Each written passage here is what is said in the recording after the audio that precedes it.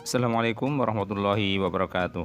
Kali ini kita membahas masalah data.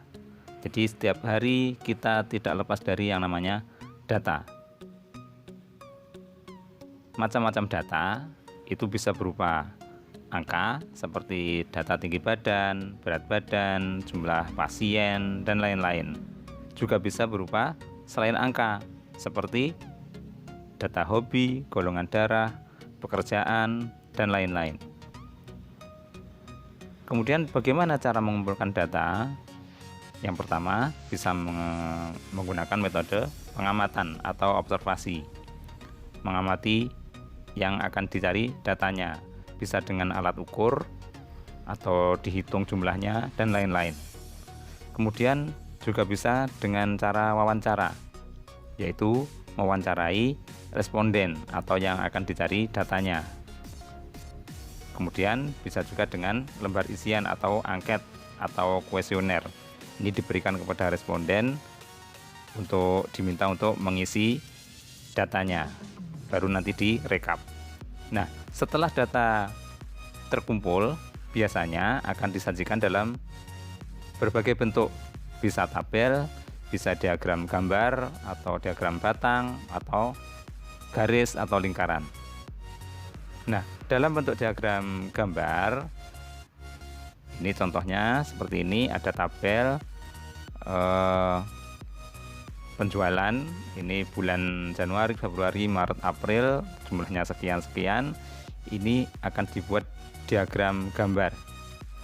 Jadi dibuat gambar sesuai dengan tabelnya, dengan datanya. Data penjualan motor ya gambarnya juga motor. Jadi di sini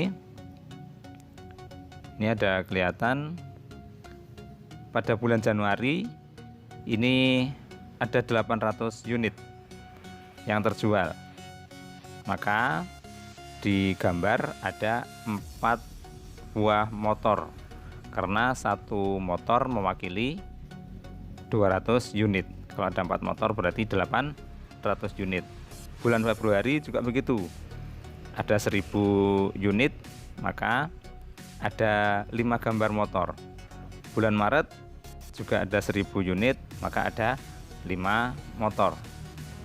Pada bulan April ada 1200 unit, maka ada 6 gambar motor. Ini dalam bentuk diagram gambar. Kemudian bagaimana dengan diagram yang lain? Bisa juga data akan kita sajikan dalam bentuk diagram batang. Contohnya seperti ini. Jadi ada data banyak penjualan gula pasir pada hari Senin, Selasa, Rabu, Kamis, ini sampai Minggu, ini penjualannya sekian kintal. Maka bisa disajikan dalam bentuk diagram batang seperti ini. Jadi kita buat garis seperti ini, Senin, Selasa, Rabu, Kamis sampai Minggu, ini hari-harinya. Kemudian sumbu vertikalnya yang ke atas ini adalah jumlah penjualan atau banyak penjualan. Nah, pada hari Senin ini ada 12 kuintal, maka tingginya batang yang kita buat adalah 12 kuintal sampai 12. Ya. Kemudian hari Selasa 8 kuintal. Jadi ini sampai angka 8 tingginya. Hari Rabu juga 8, maka tingginya juga sampai 8. Hari Kamis ini ada 4 kuintal, maka tingginya juga sampai angka 4 ini. Hari Jumat ada 6 kuintal, maka tingginya juga sampai angka 6. Hari Sabtu sampai angka 10. Hari Minggu sampai 8. Yang perlu diperhatikan untuk membuat diagram batang ini adalah, jadi jarak antara Senin, Selasa, Rabu ini jaraknya sama. Ya, jaraknya sama ini. Oke, ke atasnya juga gitu. 2, 4, 6 ini selisih 2, 2 sama juga. Bisa juga selisih 1, 1, 1, 1 juga sama. Kalau angkanya terlalu besar bisa selisih 10, 20, 30 dan seterusnya. Kalau angkanya besar lagi bisa 100, 200 tergantung dari data yang ada. Oke, kita lanjutkan penyajian data dalam bentuk yang lain. Penyajian data dalam bentuk diagram garis. Jadi di sini akan terlihat hampir sama dengan diagram batang tadi. Contohnya di sini ada suhu badan, data suhu badan. Ini bisa kita sajikan dalam bentuk diagram garis seperti ini. Jadi pada sumbu mendatar ini adalah waktunya. Jadi yang di sini waktu. Kemudian yang ke atas adalah suhu badannya. Ya. Di sini kita lihat pada jam 1:38 derajat Celcius. Jam 1:38. Hampir sama dengan yang batang tadi, tingginya 38. Dan yang perlu diingat, ini jaraknya sama, 35, 36, 37, 38 ini jaraknya 1, 1, 1, ini jaraknya sama. Ke kanan ini juga sama, jam 1, jam 2, jam 3, jam 4, jam 5, jam 6, jam 7 ini jaraknya juga sama. Oke, kita lanjutkan jam 2, 38,5. Jam 2, 38,5 di sini. Nah, di tengah-tengah antara 38 dan 39. Jam 3, 39,5. Nah, di sini kita kasih titik. Jam 4 dan seterusnya dikasih titik, kemudian dihubungkan, per titiknya itu dihubungkan sehingga membentuk garis. Ya, ini namanya diagram garis. Oke, kita lanjutkan data dalam bentuk diagram yang lain. Penyajian data berikutnya adalah dalam bentuk diagram lingkaran. Ya, kita lihat contohnya. Ini ada data penjualan barang elektronik, ada televisi, kipas angin, kulkas, dan mesin cuci. Nah, jadi di sini kita jumlahkan dulu banyaknya barang. Jadi datanya kita jumlahkan dulu. Ini ada 160. Kemudian kita lengkapi tabelnya. Jadi kita lengkapi seperti ini. Banyaknya barang. Kemudian untuk membuat diagram lingkaran, ini kita bisa menggunakan persentase. Jadi dalam bentuk persen, bisa juga dalam bentuk sudut. Jadi dalam lingkaran itu bisa kita buat dengan bentuk sudut dan persentase. Yang perlu diperhatikan, kalau persentase di sini kita lihat ini kita kalikan 100%. Karena satu lingkaran penuh itu 100%. Ya. 100% itu kalau lingkaran penuh. Kalau dalam bentuk sudut, satu lingkaran penuh itu adalah 360 derajat. Jadi di sini harusnya derajat ini ya, 360 derajat, ini bukan persen. Ini harusnya 360 derajat. Ya. Oke. Yang itu perlu diperhatikan itu. Jadi kalau sudut kita gunakan 360 derajat, kalau persen 100%. Oke. Bedanya apa? Sebenarnya sama. Kalau persentase itu kalau misalnya setengah lingkaran, separuh, berarti datanya separuh itu kan setengah lingkaran, itu berarti 50%. Kalau sudut separuh lingkaran itu berarti 180 derajat. Kalau seperempat lingkaran dalam sudut itu 90 derajat. Kalau dalam persen, seperempat lingkaran itu berarti 25%. Ya, jadi sebenarnya sama, hanya saja angkanya yang beda. Jadi kalau persen 100%, kalau sudut 360 derajat. Oke, kembali ke data yang tadi. Jadi setiap data ini kita jadikan persennya berapa, derajatnya berapa. Kalau kita menggunakan persen berarti kita kalikan 100%. Jadi 16 ini data televisinya 16 per 160. 160 ini adalah jumlah data tadi. Ya, jumlah keseluruhan barang tadi. Jadi 16 per 160 kali 100%.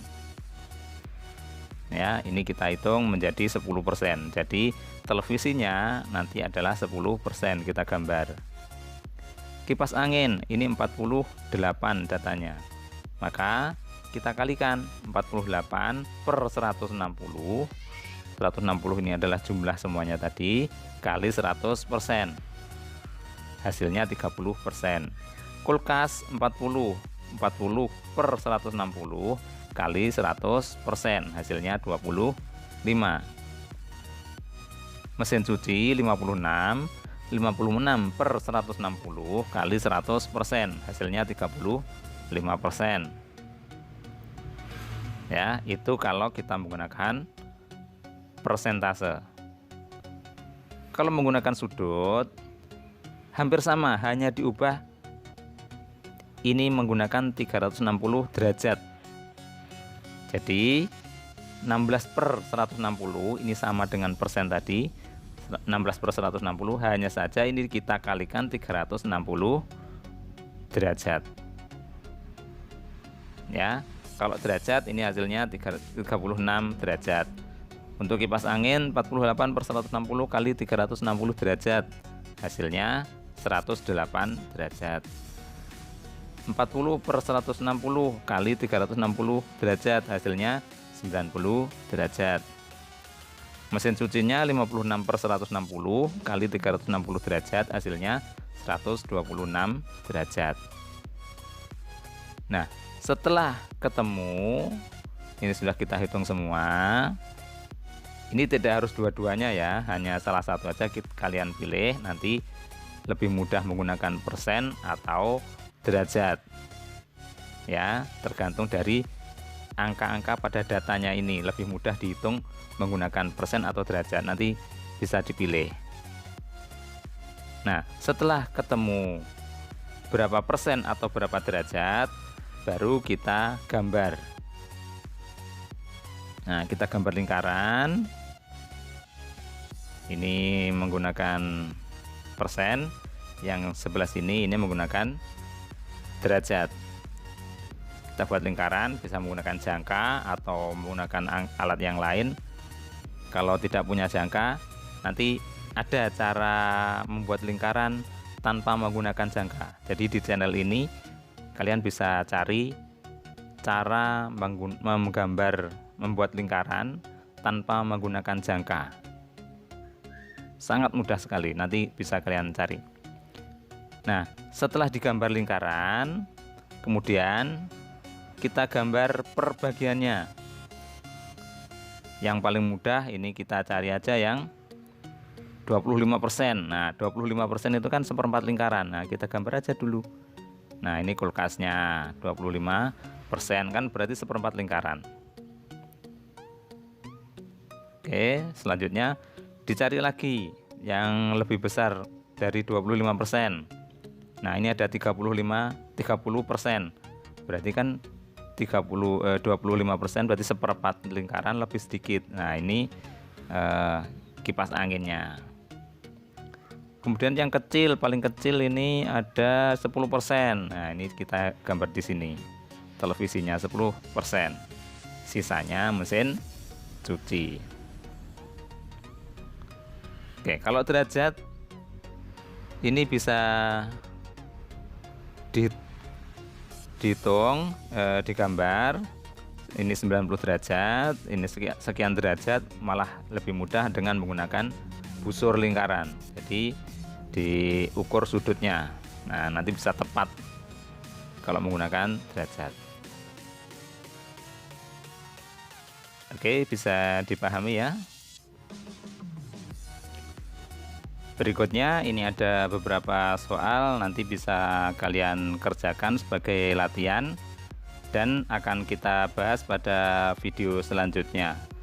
Jadi di sini ada 5 soal, kalian bisa coba kerjakan ya. Kita bahas pada video selanjutnya. Oke, semoga bermanfaat. Kita ketemu lagi pada video-video selanjutnya. Assalamualaikum warahmatullahi wabarakatuh.